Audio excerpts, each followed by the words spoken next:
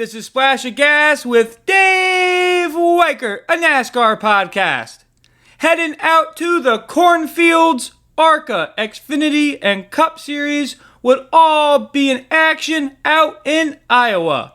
A track that has been on the Xfinity, Truck, ARCA, and regional schedules since 2007, Cup Series made their debut at Iowa last year with Ryan Blaney grabbing the win.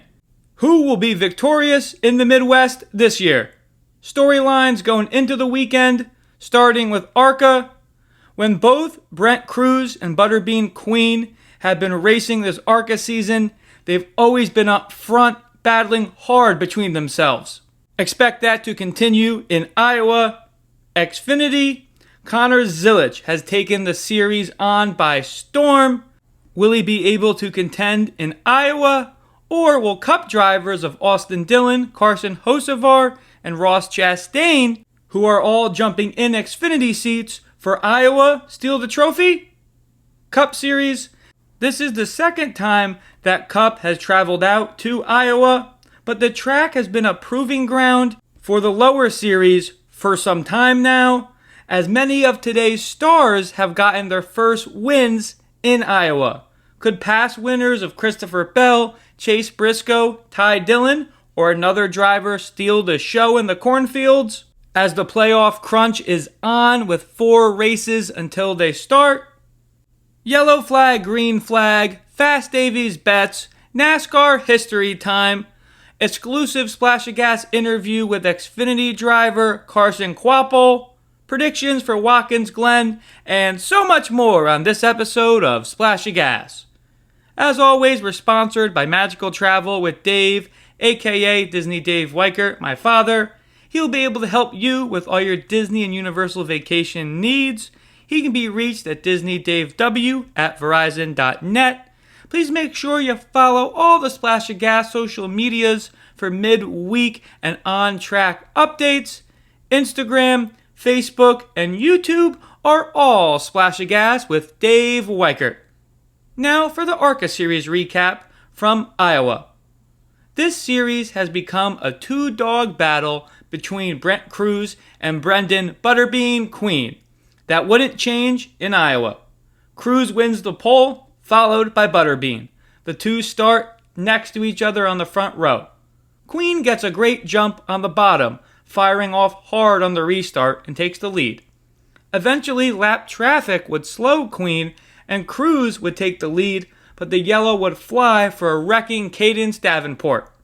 Crews gets the jump this time, followed by Queen and LeVar Scott. Next, yellow would fly as Chris Wright hits the wall. Crews again gets the jump over Bean on the lower line. After the first of 2 planned breaks for pit stops, Crews and Queen restart. LeVar Scott and Lawless Allen follow on the second row. Scott gets spun and they have to restart again. With a push from Isabella Robusto, Butterbean takes the lead. Another restart on lap 66 sees Queen fire to the front. Looks like Queen is starting to gain the upper hand on the restarts on Crews. A spin from the 7 would see yet again another restart. Queen rockets on the outside lane to the lead. A great battle for third occurs as teammates of Robusto and Allen knock doors. This would lead into the second planned break for tires and fuel. Following restart, Butterbean Queen on the outside and Crews on the inside. A strong 28 driven by Queen again to the lead. Crews and Robusto follow. Next, yellow flies for the 25 driven by Mason Mitchell. Again, the pair of Queen and Crews. 3 wide racing as Lawless Allen tries to sneak by on the inside. Queen and Crews prevail. Allen the third. With 8 laps to go, Queen is slowed by lap traffic, and Crews is able to get to him. Crews nudges him up the track. They hit doors and both get loose slightly, going sideways briefly. Queen is able to power through and still lead. Brenden Butterbean Queen puts the pedal to the metal. Crews isn't able to catch him. What great racing between those two. Queen wins this battle. Now for trivia question time. This week's question is, what year did NASCAR first race at Watkins Glen? Answer at the end. Now for the Xfinity Series recap. Xfinity would be in action Saturday in Iowa. Jesse Love would win the pole in qualifying, followed by William Sawalich. Once the green flag dropped, Love will get the initial jump. Then on the second lap, he'd be side by side with Connor Zilisch.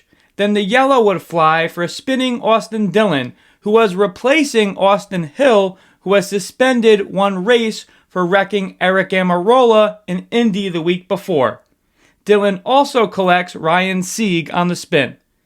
Zilisch and Love restart. Zilisch gets a great run on the outside and takes the lead. Love and Sam Mayer follow. The rest of the first stage would stay green. Connor Zilisch goes on to win the first stage. Jesse Love in second. Ross Chastain passes Sam Mayer late, and the two finish third and fourth.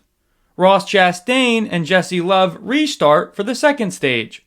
Love prevails over Ross on the outside lane. 24 laps into stage 2, Chastain is able to pass Love. 4 laps later, Brandon Jones does the same, and Love drops to third. First yellow of the second stage would fly 30 laps in, as the 71 of Ryan Ellis goes for a spin. Chastain and Love restart. Ross Chastain on the outside lane goes to the lead. Jesse Love fades as the stage goes on.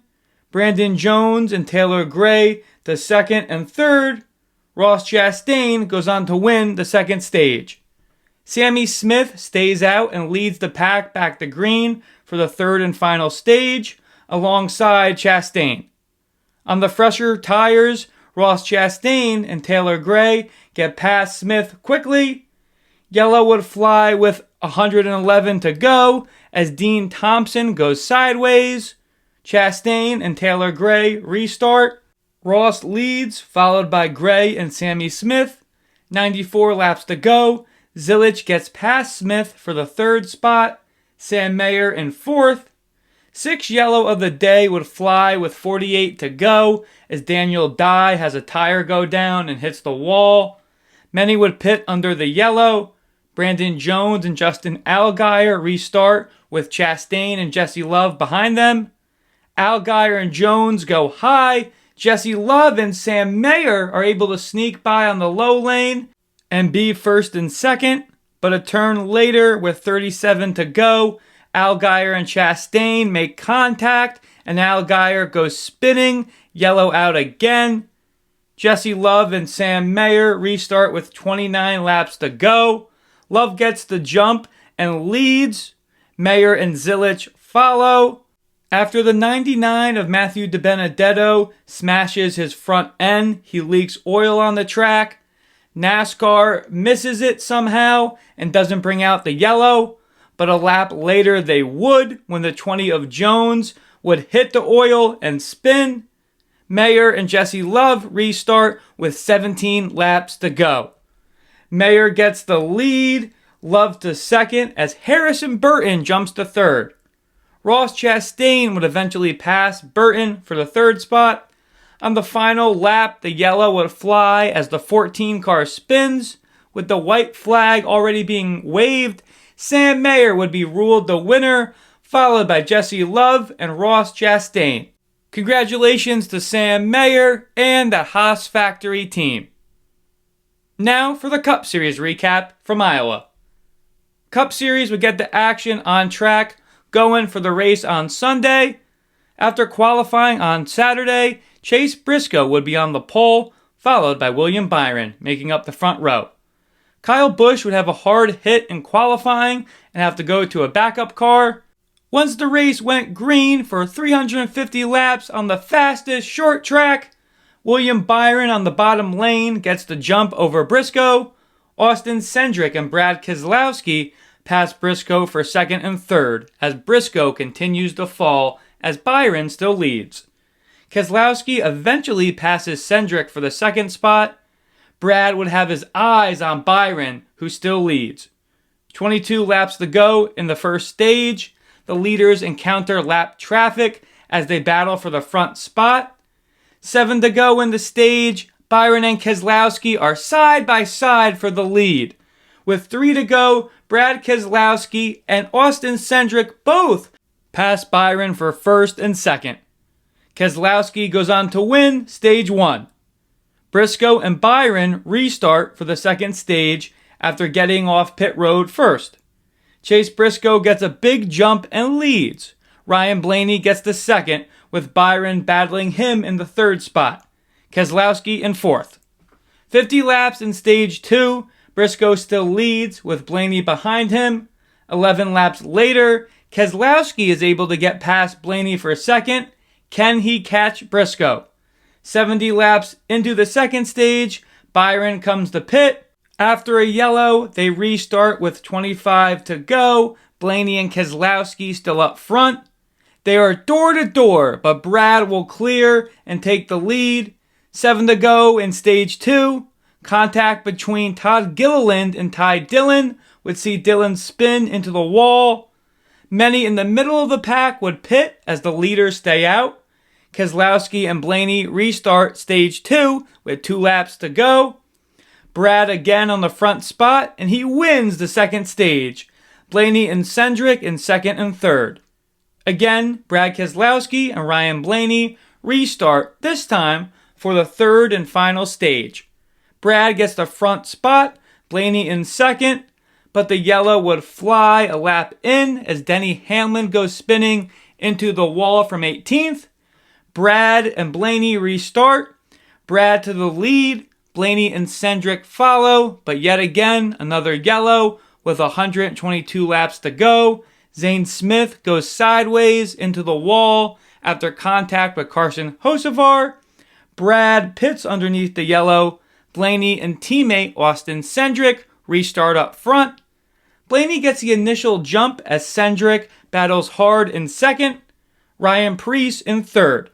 107 to go, another yellow as the 43 of Eric Jones goes spinning after contact with Chase Briscoe. What a wild start to stage 3. Some pit and some stay out. Austin Cindric and Josh Berry restart. Cindric takes the front spot. Chase Elliott takes over the second spot. Berry in third. With 97 to go, the fourth yellow of the third stage would fly as Christopher Bell and Bubba Wallace both go spinning. 89 to go, Cindric and Chase Elliott restart. Cindric to the lead as Elliott and Berry follow. But dang, were the yellows just contagious. Shane Van Gisbergen goes spinning down the front stretch. Cindric pits underneath the yellow. Chase Elliott and Josh Berry restart up front. Chase gets the jump and leads. But holy cow, another spinner as Ty Dillon goes sideways. Chase Elliott and William Byron restart. Byron gets the jump and leads with Elliott and Alex Bowman following. 12 laps later, another yellow, this time for debris. Byron and Bowman restart. Byron gets the lead as Chase Briscoe rockets the second. Ryan Preece fights up the third. 30 to go. Byron still up front as Briscoe is hot on his tails. Talk about Byron having enough fuel goes on. Brad Keselowski is up the third after winning the first 2 stages. Could he get up front again? 20 to go. Byron would have over a second lead on Briscoe in second, but Brad Keselowski is starting to chip away on the time in third. 10 to go. Byron still up front. Will he have enough gas? It will be tight. Byron being told to really save fuel. The rest of the race would stay green, and William Byron would just have enough gas to make it to the finish line and grab the win. Congratulations to the 24 team as they are victorious in the Heartland on Sunday. Quick look back at the predictions we made for Iowa. ARCA went with Queen. He takes it home to the Waffle House as Brenden Butterbean Queen nabs the win. Xfinity tapped Austin Dillon as he replaces Austin Hill for the weekend. Dillon finishes the Xfinity race 14th. Cup went with Willie B, and he finishes first after just having enough fuel for the win. Now for yellow flag, green flag. Green flag, ARCA. Onto her third top 5 in a row, Isabella Robusto finishes 4th. Yellow flag, Xfinity. Taylor Gray was contending throughout the race. Unfortunately, he lets a good day slip by and finishes 17th. Green flag, Xfinity, Sam Mayer and Haas factory team. Even though Haas has been in NASCAR as Stewart Haas Racing, with Stewart leaving the sport after last year, this is Haas Factory's team first Xfinity Series win. Congratulations to all. Yellow flag, Cup, a crazy amount of cautions in the third and final stage. One of those sends Christopher Bell spinning, and he ends up finishing 17th. After having 2 Xfinity wins at Iowa, expected a little bit more from C. Bell. Green flag, Cup. It's not the win they were looking for, but RFK Racing gets 2 of their cars in the top 5. Brad Keselowski finishes 3rd, and Ryan Preece finishes 5th. Now our interview with Xfinity Series driver Carson Kvapil. Here's what Carson had to say. Next guest we bring on the Splash of Gas is driver of the number 1 Chevy for Junior Motorsports in the NASCAR Xfinity Series, Carson Kvapil. Thank you for joining the show, Carson. Yeah, thanks for having me. Of course. Before we get into this year's action, big fan of late model racing, seen you at Florence several times on the Cars Tour. How has the Cars Tour and late model racing prepared you for the Xfinity Series? Yeah, I feel like the Cars Tour, obviously, it's super competitive, and it's a lot like the Xfinity Series where the quality of race cars we have is quite similar. And seems like in the Cars Tour races, there's about 10 or 12 of them that you'd expect to win week in and week out. And it's kind of the same way for Xfinity. Obviously, it's not just a Saturday night late model show, right? There's a lot of really good cars, and there's a lot of money and really good teams and smart people working on the race cars. So obviously, Cars Tour is super competitive, and it puts on some great racing. But it's because it's so hard to win those races, and the quality of race cars is really there. Cool. Thank you for touching on that. You've been with JRM for some time now, like as you mentioned, through the late model ranks, and now for your first full-time Xfinity season. You make your first Xfinity Series start last year in Martinsville. How has it been to continue working with everyone at JRM and crew chief Andrew Overstreet as you make the step into Xfinity?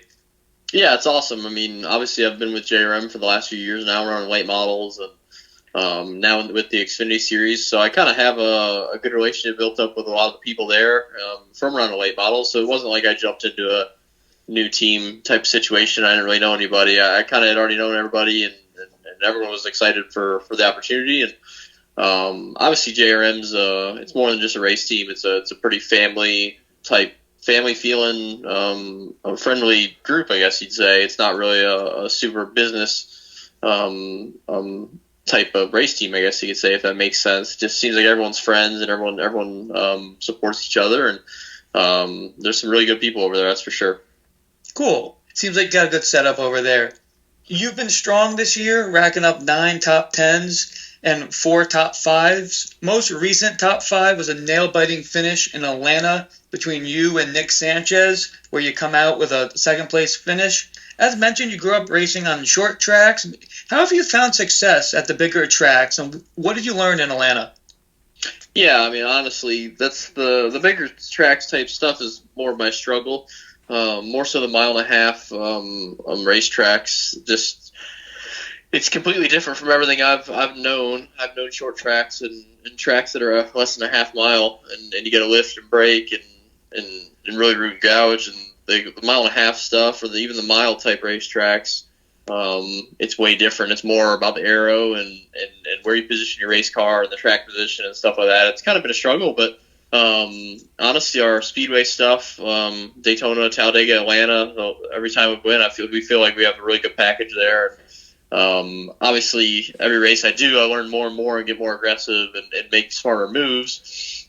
But the guys just give me a really good car and make it a lot easier for me just to go and figure it out. And when you have a car that's capable of running top 5, top 10 at the speedways, it really makes the decision making easier and whatnot, whatever you'd say there. So the short tracks have kind of been the good runs for me this year as expected, but we ran good at the road courses too, and went to the speedways and had really good runs or looking to have really good runs, and we could get shuffled. So the biggest thing for me is just focusing on the mile and a half type tracks to get better at that.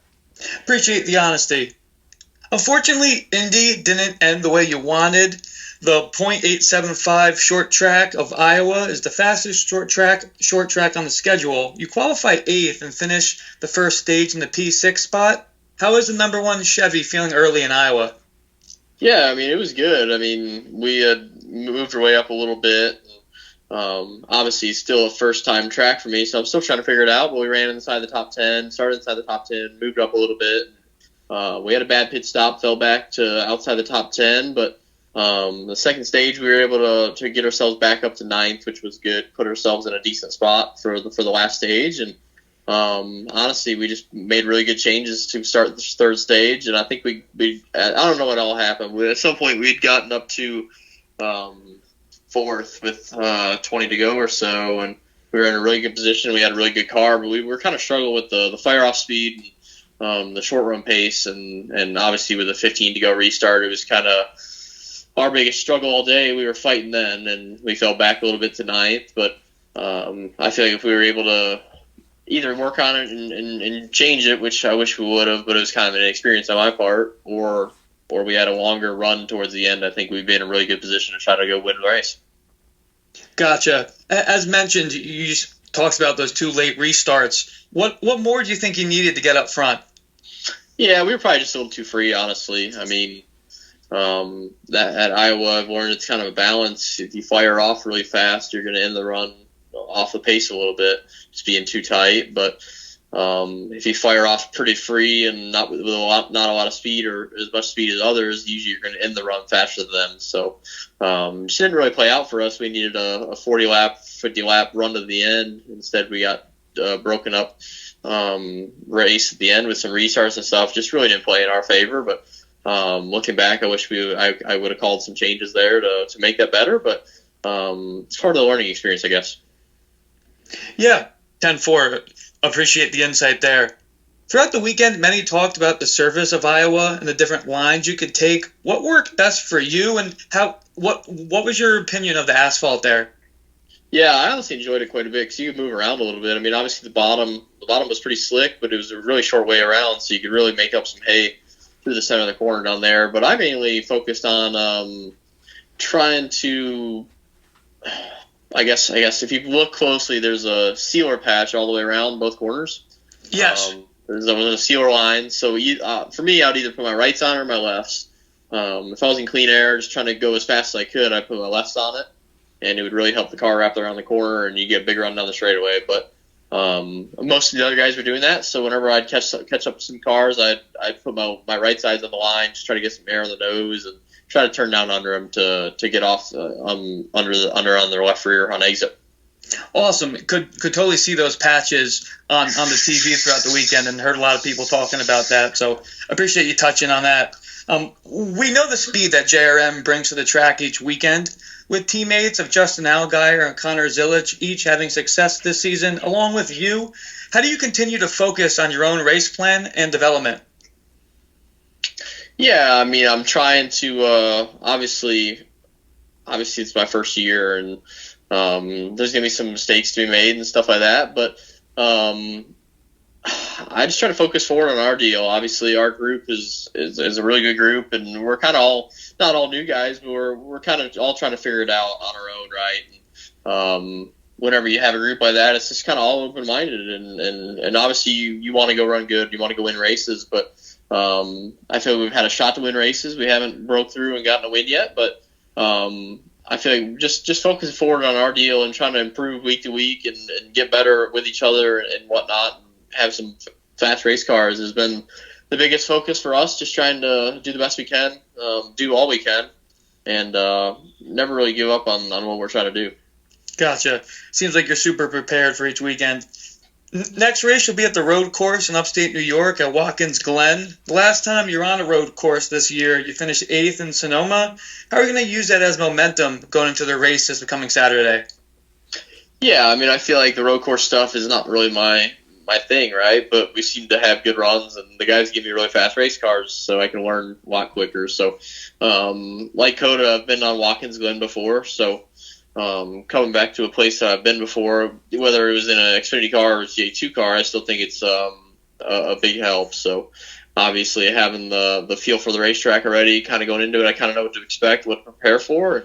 I can try to improve on what I did there in the past in the GA2 car, but just trying to come in with an open mind with this Xfinity car. It's a little different than what I ran there before, so just trying to make those adjustments and just trying to prep like normal, trying to do the best we can.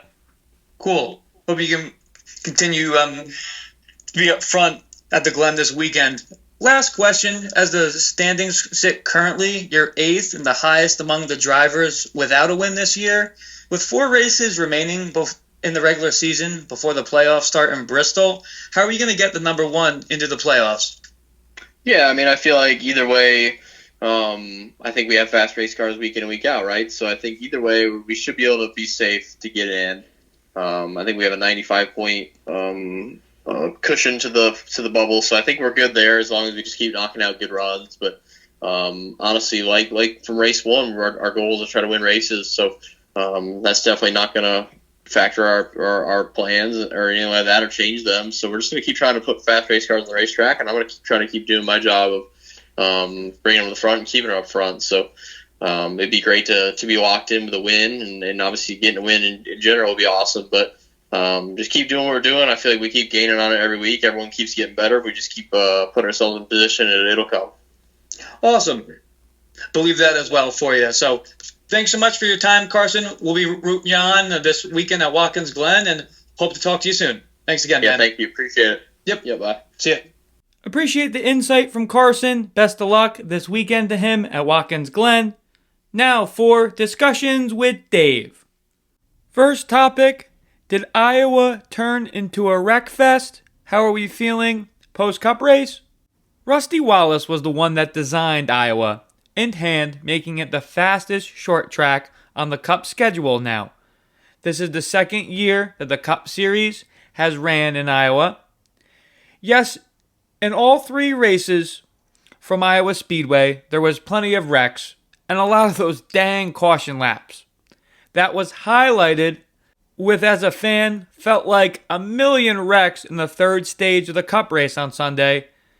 The week leading up to Iowa, there was chatter on the different patches that you could see on the track from the TV, and just as Carson was going over, some of those sealers he was kind of aiming for on the turns. In any form of racing, there is going to be wrecks. And specifically in short track racing, that can be highlighted. As we also heard Carson talk about, and you could see on the TV, cars were bumping and banging and pinballing off each other in these corners. And yes, that did lead to some of those cautions that we kept seeing over and over again. And in the end, I do believe the quality of racing that we saw was competitive and fun to watch. I say bring Iowa back again for next year on the schedule. Surprising enough, with all the wrecks that occurred at the front half of Stage 3 in the Cup Series, the race did come down to a fuel-saving event, which eventually gave William Byron the win. Would still expect NASCAR to come back to the cornfields next year. Next topic on discussions with Dave, Truck Series news, Caden Honeycutt out at Niche Motorsports. I did not see this coming at all. And it's really been the big topic of discussion this week in the NASCAR world. Earlier this week, Niche released Caden Honeycutt and the following statement. Niche Motorsports has released Caden Honeycutt from his driving duties for the organization effective immediately.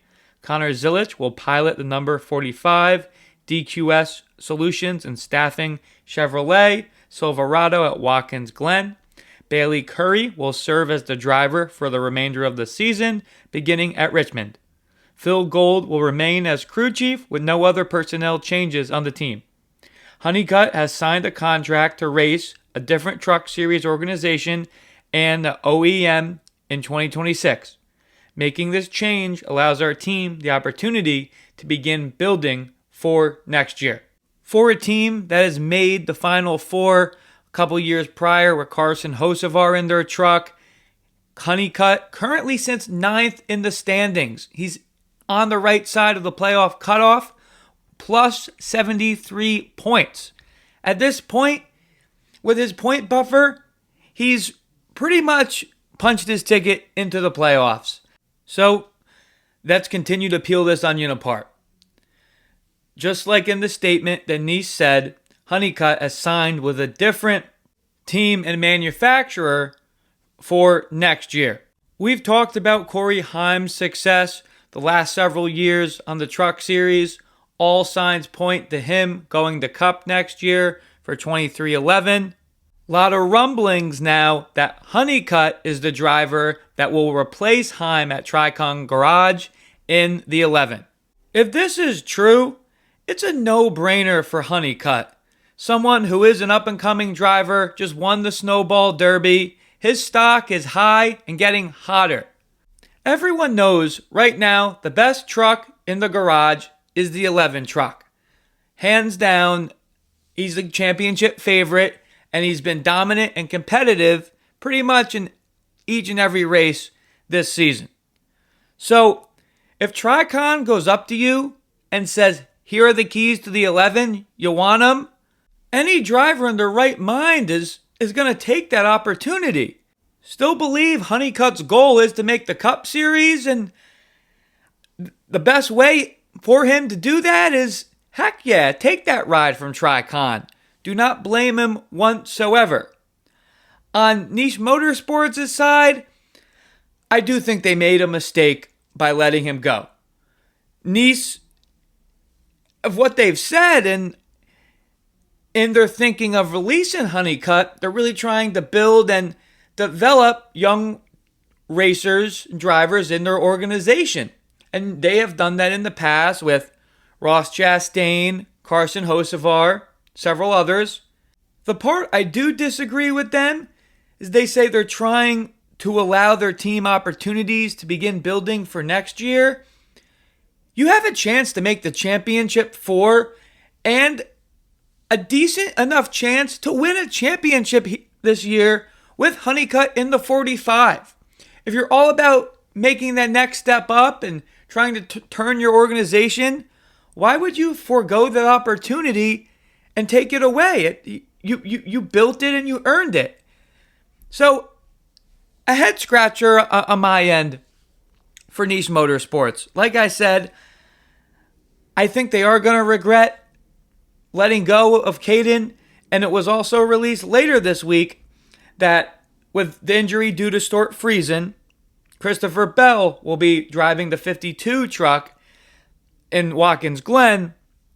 The remainder of the season, beginning in Richmond, Honeycutt will drive that Toyota Tundra. So we know that the team he's going to drives Toyota. All signs point that he will be in Tricon next year. How will Hayden fare in the 52 in that Friesen Hallmark equipment? Can't wait for him to be in the seat for Richmond. Moving right along in DWD, more driver lineup announcements as Colleague Racing Xfinity number 11 splits up with Josh Williams after Indianapolis. Carson Hocevar was in the 11 this past weekend in Iowa.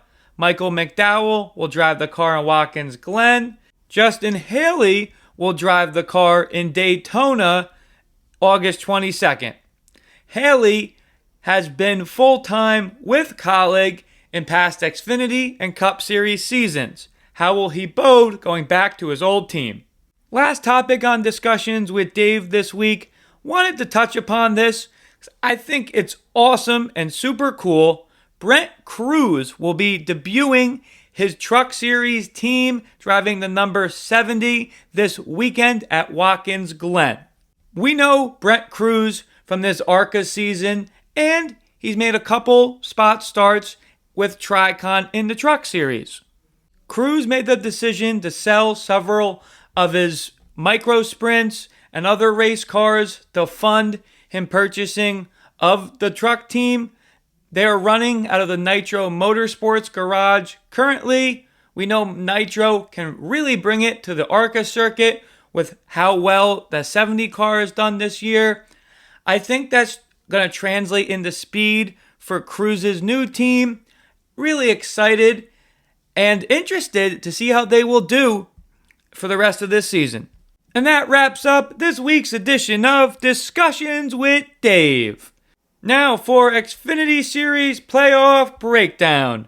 After Iowa, the Xfinity Series has 4 regular season races before the playoffs start in Bristol. Was announced that Austin Hill, after being suspended for 1 race for wrecking Eric Amarola in Indianapolis, he has been granted a playoff waiver and will still be able to compete in this year's playoffs. Right now, there is 7 different full-time Xfinity drivers that have won a race this year.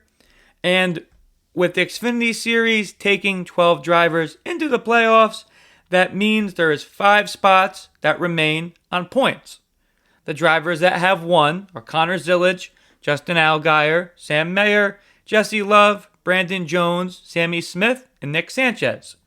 The drivers that haven't won, but based on points, are currently on the right side of the playoff cutoff line. Carson Kvapil in 8th, plus 95. Sheldon Creed, plus 84. Taylor Gray, plus 69. Harrison Burton, plus 19. In the 12th and final spot, as it sits, Ryan Sieg, plus 2. On the outside looking in, Jeb Burton, minus 2. Christian Eckes, minus 52. Dean Thompson, 15th, minus 61, and so on and so forth. Of the drivers that haven't gotten a win this year in the Xfinity Series, I think the ones that could nab a win before the playoffs start are already on the right side of the playoff cutoff line. None of the drivers, Kvapil, Creed, Gray, even Harrison Burton, if they would grab a win, that would not surprise me at all.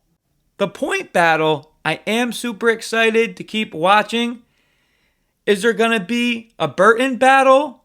Harrison's 11th, plus 19. And you have Ryan Sieg, who's right now duking it out with Harrison's cousin, Jeb, who is minus 2. I think there's going to be a very close battle between those 3 when Xfinity goes to Worldwide Technology Raceway for the last race of their regular season. Really something to monitor as the races tick down. Who will be looking on the right side of the cutoff line after Watkins Glen? Now, Cup Series Playoff Breakdown. After Bubba Wallace's win in Indianapolis 2 weekends ago, there are 13 different Cup Series drivers that have won races this year. With 16 going into the playoffs, that means right now there's only 3 spots available on points. And we know as more drivers tick off wins, the drivers on that point bubble start to bite their nails.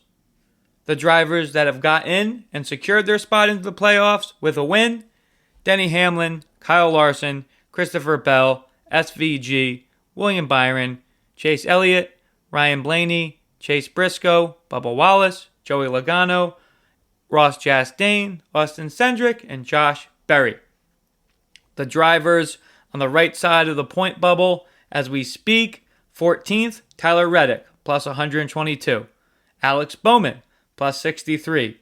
Chris Buescher, plus 23 in the 16th spot. 17th, outside looking in, Ryan Preece, minus 23. Kyle Busch, minus 73. Ty Gibbs, minus 87. The 20th spot, AJ Allmendinger, minus 118. Then there's the remaining 16 drivers. Each and every year, as we get closer to the playoffs, we're all looking at the standings, how many drivers are going to get in on points, who's going to get lucky and maybe grab a surprise win. Will that happen in Watkins Glen? SVG is obviously the favorite, but don't count it out. If you look at the back of the standings, you see Daniel Suarez, 31st right now in the standings, minus 211. Suarez has won at the road course of Sonoma. That's where he got his first Cup Series win. It would not blow my mind. Yes, it would be surprising. It would be an upset for Suarez to get that. He's teammates of SVG. You know they're bringing top-notch road course equipment. Why can't Suarez go and upset and grab a win? Suarez doesn't have a Cup seat next year right now. It was announced that Trackhouse isn't bringing him back. He is one of the drivers that has a lot to lose if he can't deliver and grab a win. Getting that 99 team into the playoffs could mean Suarez can stay at the Cup level. Another driver we look at who isn't as far in the standings as Suarez, they're right back-to-back in points. We'll talk about both of them. First, we'll talk about AJ Allmendinger. We know what he can do on the road course. And he's going to be a favorite just behind Van Gisbergen. Don't count AJ out. And Ty Gibbs, he is inching closer and closer to his first Cup Series win. We know how good on the road courses he was in those Xfinity cars, grabbing several wins. Of the drivers that are currently on the wrong side looking in of the playoffs, I think the combination of Suarez, Allmendinger, and Gibbs have the best of those drivers to possibly pull the upset and lock themselves into the playoffs. We'll see how Watkins Glen develops, and we'll talk about more drivers to look out for later in the show. Now for NASCAR history time. Watkins Glen past races. August 10th, 86. Stock car racing made its long-awaited return to Watkins Glen International after a 21-year break. Tim Richmond, driving the 25 car, led the field to green. In a thrilling finish, Richmond reclaimed the lead from Darrell Waltrip with just 12 laps remaining and went on to capture his fourth win in 6 races. August 12th, 01. Back when Jeff Gordon was the driver, the fans kind of loved to hate. Honk If You Hate Jeff Gordon sign was sponsored on the New York State Thruway going to Watkins Glen, as reported by the New York Times back then. Gordon had the perfect response to his haters. He took the checkered flag, edging out Jeff Burton by just 0.17 seconds. It marked his record-setting 4th win at the Glen, a milestone later matched only by Tony Stewart. Gordon would cap off the season by winning the championship. August 15th, 2011. One of the wildest and scariest moments at Watkins Glen history unfolded on the final lap. A chain reaction crash sent David Rudimann's number 00 flipping onto its roof, sliding across the track, eventually coming to a rest near turn 2. Amazingly, no caution came out immediately. It wasn't until Tony Stewart spun and slammed into the pit road barrier a few turns later that the yellow flag finally flew, sealing the win for Marcos Ambrose. September 15th, 2024, last year, Watkins Glen made a statement in its playoff debut, delivering high drama and a thrilling finish. Chris Buescher muscled past Shane Van Gisbergen on the final lap in the NASCAR overtime, taking the win after the two made contact in a fierce battle for the lead. Chaos ruled the day with just 2 of the 16 playoff drivers cracking the top 10. Among the early casualties was defending champion Ryan Blaney, whose title hopes took a hit after a multi-car crash at the bus stop ended his race on lap 1. Now for the drivers to look out for at Watkins Glen, starting with the ARCA Series. The ARCA Series will be locked in for their second road course of the season, with Thomas Annunziata, who won the first road course earlier this year at Lime Rock. He's not racing at the Glen. Who will grab the trophy Friday afternoon? We start with a driver that's been on a tear recently. Coming into the Glen, Isabella Robusto has 3 top 5 finishes in a row. Can she turn that into a win soon? Alon Day very well could have won the race at Lime Rock, but missed pit road and had to start from the rear, but still finished second. He's back in the Venturini car, should be a contender. Brent Crews will jump in again to the Joe Gibbs 18 ARCA seat. He's another one that had bad luck in Lime Rock. He should be up front as well. Can Butterbean Queen, the man that's atop of the standings, short track hero, can he grab another win? This time at the Glen, we know the 28 will be screaming fast. Lawless Allen was contending in Lime Rock and walked away with a 3rd place finish. Last but not least, New York native Andy Jankowiak will be back in the ARCA seat with Klaus Motorsports in his home state. Believe Andy J can nab a top 5. Now, Truck Series. With Caden Honeycutt and Stuart Friesen each out, obviously different reasons, but each of their replacements are ones to look out for. Connor Zilisch will be driving the 45 truck for Nice Motorsports, and Christopher Bell will drop down from the Cup Series and take the reins of the 52. Both are favorites in this one. Of the full-time Truck Series drivers with road course wins, the first one that comes to mind is Corey Heim. Saw his domination firsthand at Lime Rock. What can he do at the Glen? 2-time champ Ben Rhodes has also won on a road course previously. He will have his elbows up for sure as he looks to win and lock himself into the playoffs. Kyle Busch and Chris Buescher are getting into trucks for this one as well. Both have road course wins at the Cup level, should be contenders. Drivers to look out for, Watkins Glen, Xfinity. Last 2 times Xfinity has raced on the road and street courses, Chicago and Sonoma. What happened? We saw duels between Shane Van Gisbergen and Connor Zilisch, with SVG winning in Chicago and Connor grabbing it in California. Expect to see those two side by side again in upstate New York. Another Cup driver jumping down that I'm interested to see him perform in the 11 Kaulig car is Michael McDowell. Can he get the 11 up front? Austin Hill. The longer he's been in Xfinity, he's gotten to be a contender on the road courses. After a week off, what can Austin bring to the Glen? Harrison Burton and Nick Sanchez have each shown speed on the road courses this year. Can they get into the top 5?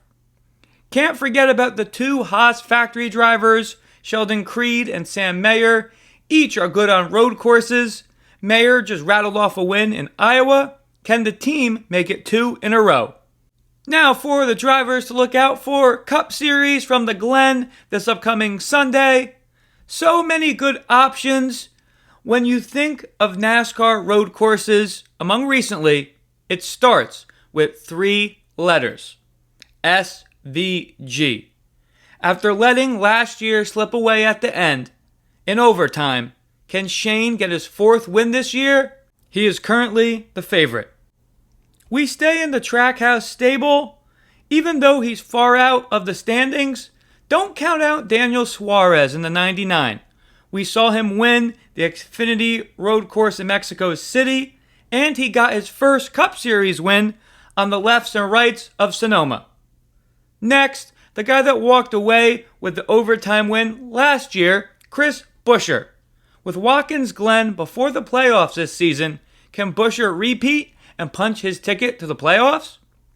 Michael McDowell led the most laps on the streets of Chicago and has won on a road course at the Cup level when he was victorious at the Indy road course several seasons ago. Now with Spire, can McDowell make it happen? Of course we can't mention a road course without AJ Allmendinger. The Dinger since 20th in the standings. Can he turn it up in New York? All 4 Hendrick Motorsports drivers have wins on road/street courses. Expect all 4 of William Byron, Chase Elliott, Kyle Larson, and Alex Bowman to have chances up front. Christopher Bell won the first road course of this season in COTA. Can he get clean air up front? Last but not least, the whiz kid Connor Zilisch will be in the Cup race as well. This will be his third race of the weekend. Can the teenager get his first Cup Series win? Now for Fast Davies bets. Truck Series. Christopher Bell is plus 600 to win, and Chris Buescher is plus 650. Not bad ones. Xfinity Parlay of the Week. Sam Mayer and Sheldon Creed are each plus 250 for a top 5. Think each of those could happen? Plus 1125 odds on that parlay. Cup Series, Chase Elliott is plus 200 for a top 5 finish, and Michael McDowell is plus 180 for a top 5 as well. Not bad ones. Now for our predictions for Watkins Glen, starting with the ARCA Series. We mentioned that Brent Crews is starting his own Truck Series team and will be racing that starting in Watkins Glen. Even though with how dominant Brenden Butterbean Queen has been on the ARCA level this year, I think Friday afternoon the ARCA race will come down to a Lon Day and Brent Crews. Give me Brent Crews in the 18 Joe Gibbs machine in Victory Lane. Truck Series, they will follow after ARCA on Friday. Give me Connor Zilisch in the 45. Xfinity, in my mind, this race is a flip between SVG and Connor Zilisch. Both cars coming out of Junior Motorsports. But, hey, give me the 88 of Connor Zilisch to win Xfinity as well. Cup Series, Shane Van Gisbergen last year learned his lesson as he let the overtime finish slip away. He's not going to let that happen again this year. Van Gisbergen to win his 4th race of this year at Watkins Glen. Now for trivia answer time. This week's question is, as mentioned earlier, what year did NASCAR first race at Watkins Glen? Answer is, the NASCAR Grand National Division first came to the Glen in 1957. As always, we're sponsored by Magical Travel with Dave, aka Disney Dave Weichert, my father. He will be able to help you with all your Disney and Universal vacation needs. He can be reached at DisneyDaveW@Verizon.net. And if you mention Splash of Gas when booking with Disney Dave, you will also receive a $50 Disney gift card to use on your trip. Please make sure you follow all the Splash of Gas social medias for midweek and on-track updates. Instagram, Facebook, and YouTube are all Splash of Gas with Dave Weichert. That brings us to the end of this week's episode. Truly appreciate everyone tuning in. Hope you get to watch some of that great road course action from Watkins Glen. Splash of Gas out. Till next time, everybody.